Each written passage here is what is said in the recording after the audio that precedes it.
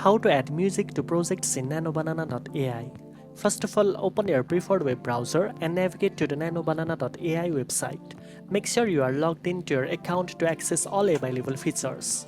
Once you are on the website, click on Start Editing to open your project workspace. Currently, NanoBanana.ai mainly focuses on image editing and AI-generated content. There is no direct feature to upload or edit music within the platform itself.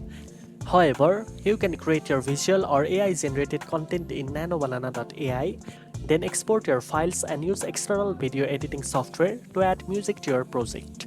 This allows you to combine AI-generated visuals with music for a complete multimedia experience.